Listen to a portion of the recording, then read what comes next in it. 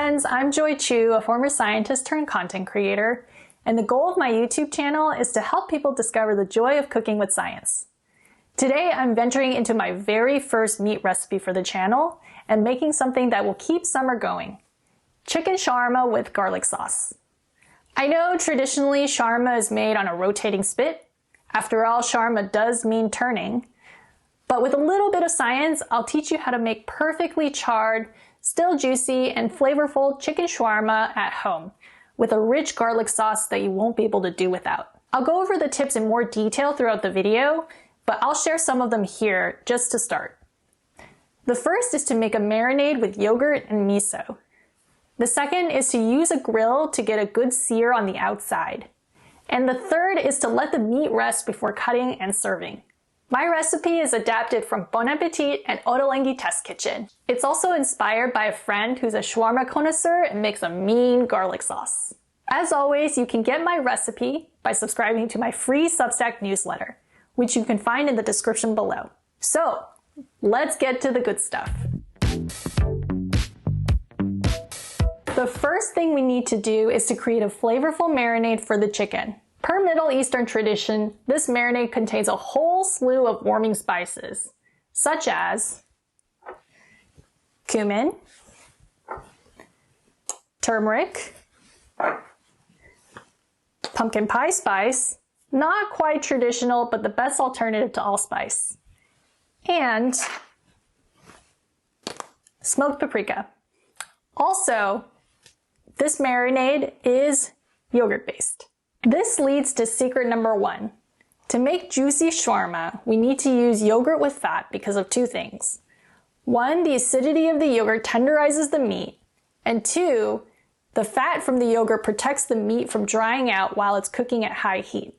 To marinate 1 pound of chicken, I'm adding 1/4 cup of 2% milk fat yogurt and my kitchen sink equivalent of spices.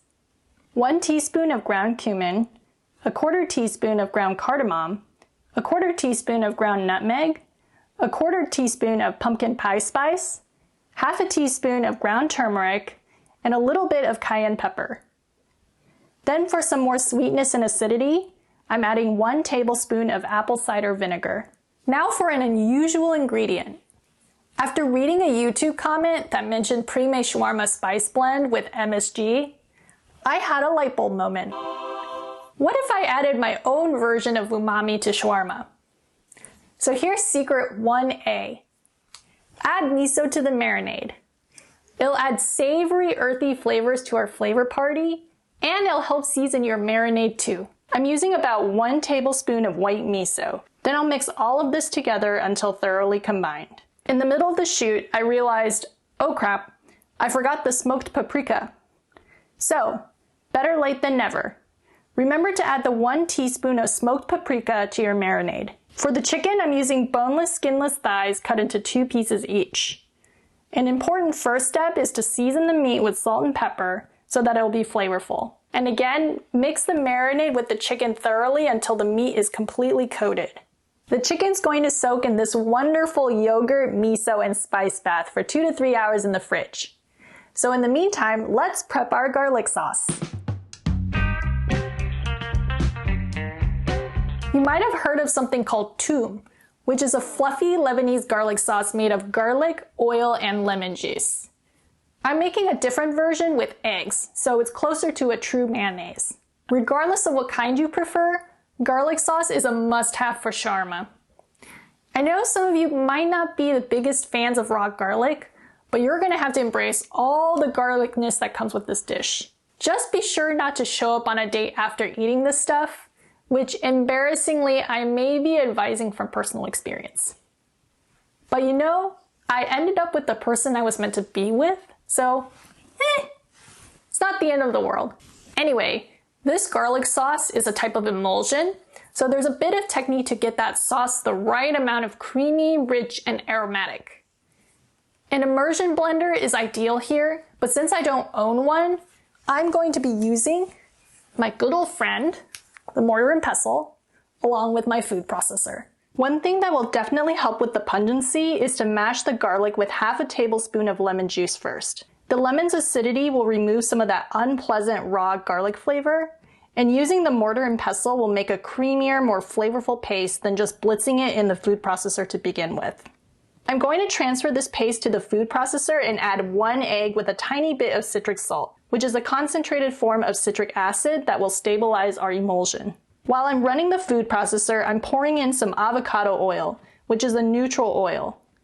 You want to do this slowly because incorporating too much oil quickly will break the emulsion. I don't have an exact amount here since it's probably more than you'd want to know, but basically keep pouring until you get a light creamy mixture like this. You can season with salt and more lemon juice to taste. So back to the chicken. It's had its relaxing bath, and now it's time for secret number 2.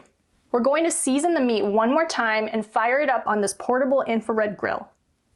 This will char the chicken to give it more flavor and texture. Between the infrared grill and a cast iron skillet on the stovetop, I've found the grill to produce better charring without overcooking the chicken, and for what it's worth, it is way easier to clean up.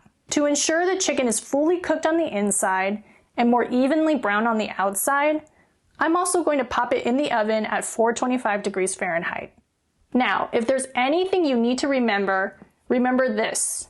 The key to moist chicken, and secret number 3, is not to cut into the meat just yet.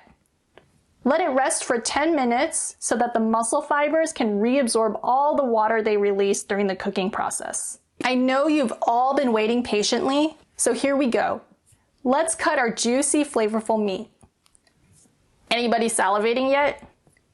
And who's ready for our shawarma pita sandwich? There are so many possibilities for fixings that were honestly difficult to choose. But here's my take based on stuff I could easily get. To assemble my pita, I'm generously coating the inside with some garlic sauce first. Then I'm putting in some pieces of lettuce and a smorgasbord of fresh produce. Now comes the meat, drizzled with some lemon juice and olive oil, and don't forget the fresh mint, which tastes amazing with the shawarma. Finally, a healthy dollop of garlic sauce on top, and voila! Here's our jam-packed pita sandwich. So after working so hard on our garlic sauce and grilling our meat, and seasoning our vegetables just perfectly, I'm excited to dig into this. So, bon appetit!